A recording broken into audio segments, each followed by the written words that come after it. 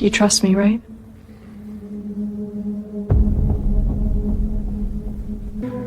We're done. When my wife, Natalie, told me she was going on a reunion trip with her old college friends, I didn't think much of it.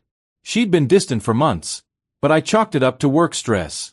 "It's just a few days in Chicago," she said, packing her suitcase.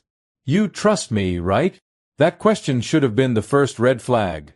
People who have nothing to hide don't ask for reassurance. I smiled and said, "Of course." But something about her excitement felt different. The way she checked her phone, the secret of smiles, the new lingerie she quietly slipped into her bag. I noticed everything. I just didn't say a word. That night, after she fell asleep, I checked her messages. Normally, I wouldn't, but my gut screamed something was off. What I found nearly made me sick. A long thread with her ex, Jason, the guy she told me was just a friend. The texts weren't flirtatious. They were explicit. "Can't wait to see you again. Same hotel," he wrote. She replied, "Same room." My hands trembled, but I didn't confront her. I just stared at the words until I went numb. 11 years of marriage, and she was planning to betray me under the cover of nostalgia. But instead of rage, something colder settled inside me. Clarity. The next morning, she acted as if nothing was wrong. She kissed my cheek and said, "Don't wait up for me, okay?" I smiled and said, "Have fun, babe." She froze for a split second. Maybe because I was too calm. She left soon after, suitcase rolling down the driveway, humming a tune. As soon as her car disappeared, I made one call, to an old friend of mine, a private investigator named Ray. "Follow her," I said. "Don't interfere, just watch." He didn't ask questions. He'd seen enough marriages fall apart to know the pattern. Within hours, he texted me photos, Natalie checking into the hotel, alone at first, then meeting Jason at the bar. My pulse didn't even rise. I had a plan. That evening, I booked a last-minute flight to Chicago myself. I wasn't going there to beg or confront. I wanted the truth. In her own words. I arrived at the same hotel, checked in under a different name, and told Ray to keep eyes on them. Around 8 p.m., he messaged, "They're heading up to room 812. My chest tightened, but I stayed calm. I walked to the elevator, rode it up, and stood outside that very room. I could hear faint laughter. Hers. It used to be my favorite sound. Now it felt hollow. I took a deep breath, knocked twice, and waited. The door opened. Jason stood there, shirt half-buttoned, surprise written all over his face. Behind him, Natalie froze like a ghost.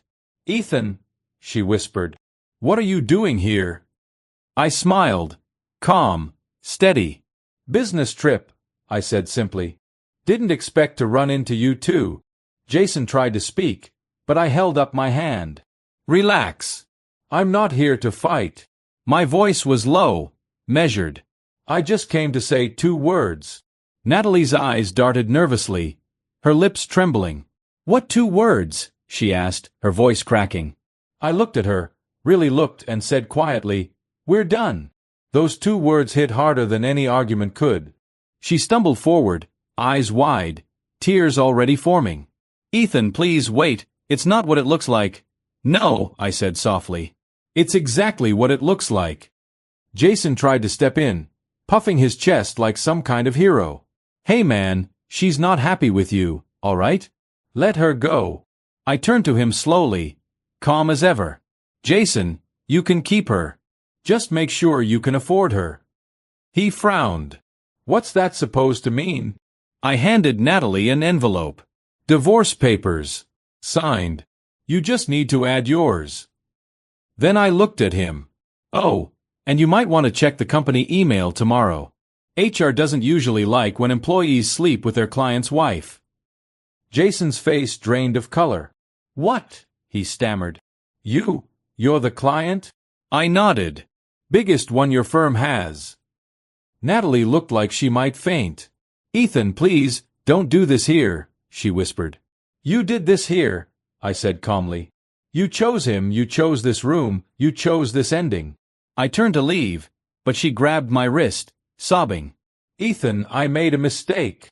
I looked her dead in the eye. No, Natalie. You made a choice. I'm just finishing it. Then I walked out, leaving her standing there in silence. Half-dressed, humiliated, broken. On the flight home, I didn't cry. I didn't even think. I just felt free. Years of subtle disrespect, manipulation, and guilt-tripping evaporated in those two calm words. When I landed, I blocked her number, called my lawyer, and instructed him to file immediately. By the next morning, news had spread. Jason got fired. His reputation, gone. Natalie called from unknown numbers, left voicemails full of tears and apologies. I didn't respond. I'd already said what needed to be said. Weeks later, I bumped into one of her friends at a cafe. She said Natalie wasn't doing well. She'd moved back in with her parents, jobless, ashamed, barely eating. I nodded and said nothing. Some people only realize your value once they lose your peace, not your presence. And when they finally understand, it's always too late. She asked if I still loved Natalie. I smiled faintly. Love doesn't survive betrayal, I said. But lessons do. Months passed.